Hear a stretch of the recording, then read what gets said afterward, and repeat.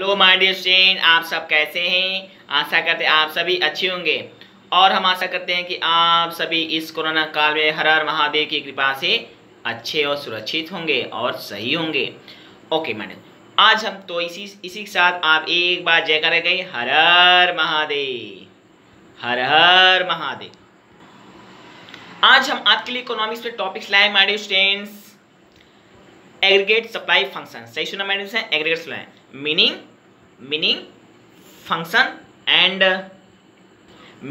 Function and graph.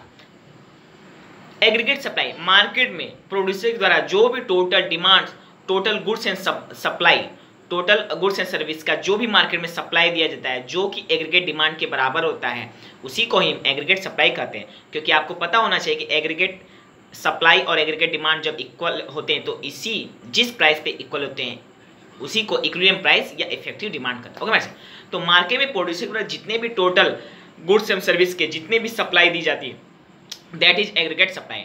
और यह किन फैक्टर पे डिपेंड करता है, यह देखिए माय डियर, किन फंक्शन पे या किन फैक्टर पे डिपेंड करता है। यह natural resources, land, labour, capital, यानी मार्केट में जितने भी नेचुरल रिसोर्स है, लैंड, लेबर, कैपिटल, इन सारे चीज़ पे निर्भर करता है। यानी कि हम कह सकते हैं जितने भी फैक्टर ऑफ प्रोडक्शन है, land, labour, capital and organiser and natural resource, इन सभी पे इफेक्ट करता है, या तो डायरेक्टली या तो इनडायरेक्टली, या तो शॉर्ट टर्म में या तो लॉन्ग टर्म। बस अंतर ये कि शॉर्ट टर्म में लेबर केवल एक वेरिएबल फैक्टर होता है, जबकि अदर जो फैक्टर हैं जैसे कि natural, capital, equipment, okay madam से, तो ये फिक्स होते हैं लेकिन शॉर्ट टर्म में। लेकिन लॉन्ग टर्म में तो सभी वेरिएबल होते हैं, चाहे लैंड हो, natural resource, labour, capital, okay madam से। तो एग्रीगेट सप्लाई फंक्शन इन सभी के डायरेक्ट पर्सन, जैसे जैसे मार्केट में नेचुरल रिसोर्सेज बढ़ेगा या लेबर बढ़ेगा या लैंड बढ़ेगा या कैपिटल बढ़ेगा, ये लॉन्ग टर्म में बात करते हैं, तो वैसे वैसे एग्रीगेट सप्लाई भी बढ़ेगा। बट अगर शॉर्ट टर्म में करें तो सभी तो फिक्स होते हैं, तो जैसे जैसे लेबर बढ़ेगा वैसे वैसे एग्रीगेट सप्लाई भी बढ़ेगा, और जैसे लेबर घटेगा तो एग्रीगेट सप्लाई भी। यानी हम देख सकते हैं कि चाहे शॉर्ट टर्म हो चाहे लॉन्ग टर्म, ओके मैडम से, अगर natural resource, land, labour, capital अगर ये इंक्रीज हो गए तो मार्केट में एग्रीगेट सप्लाई भी इंक्रीज होगा, अगर ये डिक्रीज हो गए तो मार्केट में एग्रीगेट सप्लाई भी डिक्रीज होगा। तो हम कह सकते हैं कि इन फैक्टर के बढ़ने या घटने से एग्रीगेट सप्लाई भी घटता बढ़ता है। तो हम देखते हैं यहाँ पर एग्रीगेट सप्लाई और इन factor natural resource, land, labour, capital में डायरेक्ट, ओके मैडम। यानी अब इसे मैथमेटिकली हम कह सकते हैं A S is equal to small F of N constant, labour variable, capital K constant and T constant. इसका मतलब this is the function of A S equal to F of constant and variable L, constant K constant T. तो इसका मतलब ये है कि short term में तो सब फैक्टर, जो फैक्टर ऑफ प्रोडक्शन है वो तो फिक्स्ड, जो फैक्टर है वो तो फिक्स होते हैं, लेकिन बस लेबर वेरिएबल होते हैं। तो जैसे जैसे लेबर बढ़ेगा वैसे वैसे एग्रीगेट सप्लाई बढ़ेगा, जैसे जैसे लेबर घटेगा वैसे aggregate supply. But long term में सभी वेरिएबल होते हैं, और जब लॉन्ग टर्म में सभी वेरिएबल इंक्रीज हो गए तो एग्रीगेट सप्लाई भी इंक्रीज होगा, अगर बाकी सब डिक्रीज होगा तो ये भी डिक्रीज होगा। तो हम देख सकते हैं कि चाहे शॉर्ट टर्म हो चाहे लॉन्ग टर्म, एग्रीगेट सप्लाई का इन फैक्टर में डायरेक्ट, ओके मैडम। अब अगर इनके ग्राफ की बात करते हैं तो आइए, तो जैसे हम एम्प्लॉयमेंट लेते हैं और एग्रीगेट सप्लाई, जैसा कि हम एग्रीगेट डिमांड सप्लाई में लेते हैं, एक्स एक्सिस पे एम्प्लॉयमेंट और वाई एक्सिस पे एग्रीगेट सप्लाई। जब इन दोनों के बीच में हम ग्राफ खींचते हैं तो हम देखते हैं कि इन दोनों में डायरेक्ट, ओके मैडम। जैसे जैसे मार्केट में एम्प्लॉयमेंट बढ़ता है वैसे वैसे एग्रीगेट सप्लाई भी बढ़ता है, ओके मैडम। जैसे जैसे मार्केट में एम्प्लॉयमेंट घटता है तो वैसे एग्रीगेट सप्लाई।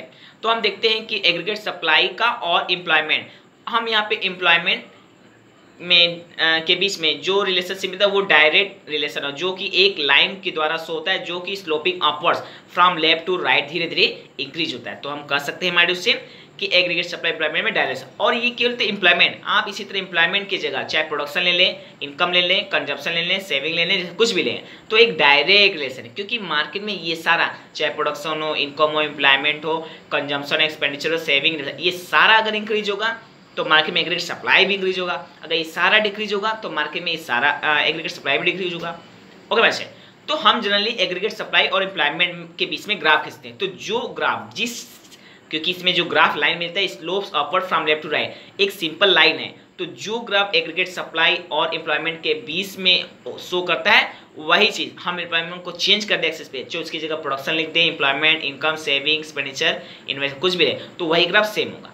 ठीक है, क्योंकि आपको पता होना चाहिए, क्योंकि हम पिछले लेक्चर वीडियो में आपसे डिस्कस कर चुके हैं, अगर मार्केट में प्रोडक्शन इंक्रीज होता है तो एम्प्लॉयमेंट इंक्रीज होगा, एम्प्लॉयमेंट इंक्रीज होता है तो इनकम इंक्रीज होगा, इनकम इंक्रीज होगा तो consumption expenditure increase, consumption expenditure increase होगा तो सेविंग इंक्रीज होगा, सेविंग इंक्रीज होगा तो इन्वेस्टमेंट, फिर इन्वेस्टमेंट इंक्रीज होगा, फिर प्रोडक्शन इंक्रीज होगा, यानी कि ये एक साइक्लिक ऑर्डर में चलता है। ओके मैंने, तो हम देखते हैं कि अगर एग्रीगेट सप्लाई और एम्प्लॉयमेंट में एक रिलेशनशिप हम देखते हैं, एक लाइन होता है जो slope from left to right, same वही चीज़ होती। अगर यही एम्प्लॉयमेंट एक्सिस के में हम कुछ भी ले ले, प्रोडक्शन, इनकम, तो सेम ग्राफ वो भी होगा। ओके मैम, तो आज हमने चर्चा किया aggregate supply function, meaning factor and meaning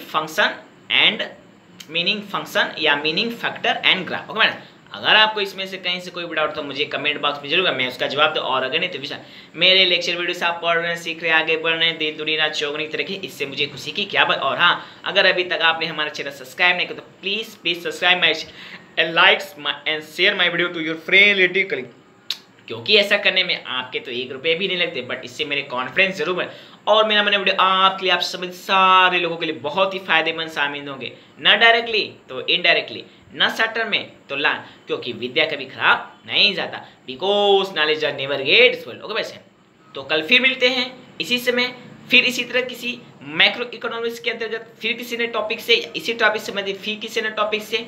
till then bye bye, good night, see you and once again for your kind of. कल का एडवांस टॉपिक में पहले ही बता दूं, my dear, equilibrium, aggregate equilibrium. Okay medicine, aggregate equilibrium function.